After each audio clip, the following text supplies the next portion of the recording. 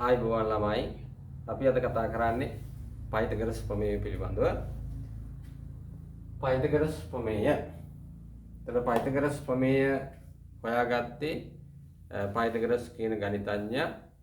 එයා ශ්‍රිජිකෝණී ත්‍රිකෝණ සම්බන්ධයෙන් හොයාගත්ත ප්‍රමේය තමයි පයිතගරස් ප්‍රමේය කියලා අපිට 9 ශ්‍රේණියේදී ඉගෙන ගන්න තියෙන්නේ. එතකොට මම මේ බෝඩ් එකේ ලියලා තියෙනවා පුතාලාට පැහැදිලි වෙන්න පයිතගරස් ප්‍රමේය. ඒ වගේම පයිතගරස් ප්‍රමේය මම ලියා දක්වලා තියෙනවා ශ්‍රිජිකෝණී ත්‍රිකෝණයක කර්ණය මත ඇඳී සමචතුරස්‍රයේ වර්ගඵලය ඉතිරි පාද දෙක මත අඳින ලද සමචතුරස්‍රයන්ගේ වර්ගඵල වල එකතුවට සමාන වේ කියලා. तर මේකේ කර්ණය විශේෂ නමක් කර්ණය. ඊට පස්සේ අපිට දෙනවා සමචතුරස්‍ර දෙක. එදින සමචතුරස්‍ර දෙක. ඊට පස්සේ අපිට එකතුව. ඔන්නේ කර්ණය සමචතුරස්‍ර දෙක ඒ වගේම එකතුවට සමාන වේ. तर මම මේ පහලින් පෙන්ලා දීලා තියෙනවා පුතාලට ශ්‍රිජිකෝණී ත්‍රිකෝණය ඒකේ ABC කියලා කියන්නේ අංශක 90ක් ශ්‍රිජිකෝණය. ඊට පස්සේ AC මෙන්න මේ AC කියන මෙන්න මේ පාදය AC කියන මෙන්න මේ පාදයට තමයි අපි කියන්නේ කර්ණය කියලා. මේ තියෙන ඊතුරු ශ්‍රිජිකෝණයේ අඩංගු පාද දෙක AB හා BC. එතකොට පයිතගරස් කියන ගණිතඥයා අපිට කියනවා පයිතගරස් ප්‍රමේයයේදී මේ වගේ ශ්‍රිජිකෝණී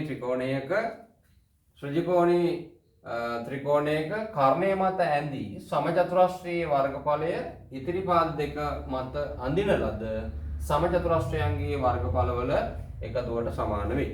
ඉතින් ඔක මගේ අතින් නම් අනිත් පැත්තට තමයි බොහෝ වෙලාවට කියවෙන්නේ ශ්‍රිජිකෝණී ත්‍රිකෝණයක ශ්‍රිජිකෝණය අඩංගු පාද දෙක මත ඇඳී සමචතුරස්‍රයන්ගේ වර්ගඵලයේ එකතුව කර්ණය මත ඇඳි සමචතුරස්‍රයේ වර්ගඵලයට සමාන වේ කියලා.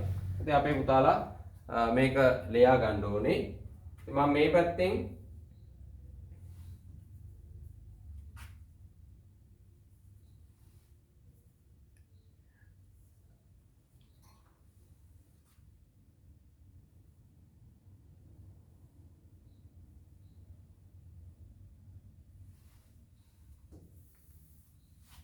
පයිතගරස් ප්‍රමේය ලියලා පෙන්නනවා.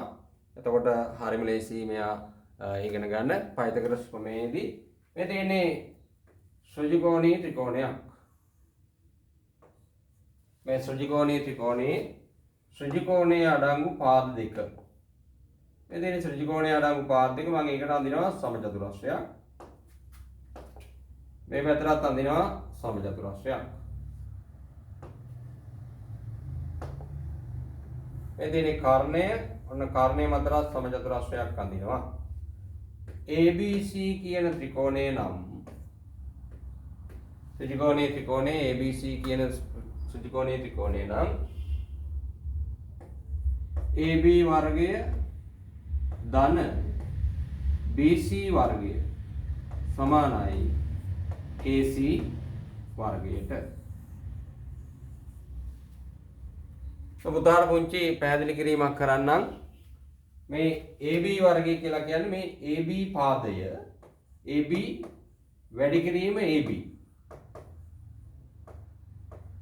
එතන එනවා අපිට AB වර්ගය. මේ සමචතුරස්‍රයේ වර්ගඵලය. එක පැත්තක් සමචතුරස්‍රයක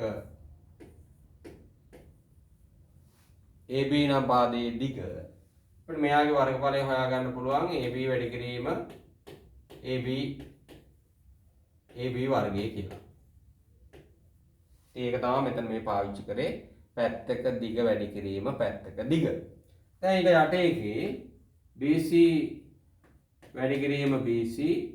ඒකෙන් එනවා BC වර්ගය කියන්නේ මේ සමචතුරස්‍රයේ වර්ගඵලය. එතකොට මේ සමචතුරස්‍ර දෙකේ වර්ගඵලයන්ගේ එකතුව කර්ණය මත ඇඳි සමචතුරස්‍රයේ වර්ගඵලයට සමාන වෙනවා. AC වර්ගය. දැන් පොඩ්ඩක් ආයෙ නැවත පාඩම මතක් කරොත් එහෙම අපි ඉගෙන ගන්නේ පයිතගරස් ප්‍රමේය. පයිතගරස් ප්‍රමේයේදී පයිතගරස් කියන ගණිතඥයා අපිට කියලා තියෙන්නේ ශ්‍රුජිකෝණයේ ත්‍රිකෝණයක ශ්‍රුජිකෝණයේ අඩංගු පාද දෙක මත ඇඳි සමචතුරස්‍රයන්ගේ වර්ගඵලයේ එකතුව කර්ණය මත ඇඳි සමචතුරස්‍රයේ වර්ගඵලයට සමාන වේ කියලා. ඒකේ ශ්‍රුජිකෝණයේ ත්‍රිකෝණයක් අපි ඇඳලා ගත්තොත් එහෙම මේ තියෙන්නේ AC කියලා කර්ණය. මෙතන මම පෙන්නලා තියෙනවා AC කර්ණය. ඒ වගේම ABC කියන මෙන්න මේ කෝණයේ ශ්‍රුජිකෝණයක් අපි අලුතෙන් ඉගෙන ගන්න දරුවෝ ශ්‍රුජිකෝණයේ ත්‍රිකෝණය පවා අලුතෙන්ම හඳුනා ගන්නවා නම් බොහොම වටිනවා ඒක. ඊට පස්සේ AB සහ BC ශ්‍රුජිකෝණයේ අඩංගු පාද දෙක. එතකොට මේකේ කිසිම අවබෝධයක් දැනුමක් නැතුව වුණත් ඔයාලගේ මේසන් වැඩ හෝ වඩු වැඩ කරන තාත්තලා මාමලා අයියලා ඔය පයිතගරස් ප්‍රමේය භාවිතා කරනවා. ඔය පයිතගරස් ප්‍රමේය භාවිතා කරලා තමයි ගෙදරක් හදනකොට ෆවුන්ඩේෂන් දානකොට බිත්ති බඳිනකොට ඒගොල්ලෝ හරියටම මුල්ල එන්න පාවිච්චි කරන්නේ ඔය පයිතගරස් ප්‍රමේය. හැබැයි ඒගොල්ලෝ පයිතගරස් ප්‍රමේය පිළිබඳව මෙලෝ අවබෝධයක් නැති වෙන්න පුළුවන්. නමුත් ඒගොල්ලෝ භාවිතා කරන්නේ පයිතගරස් ප්‍රමේය.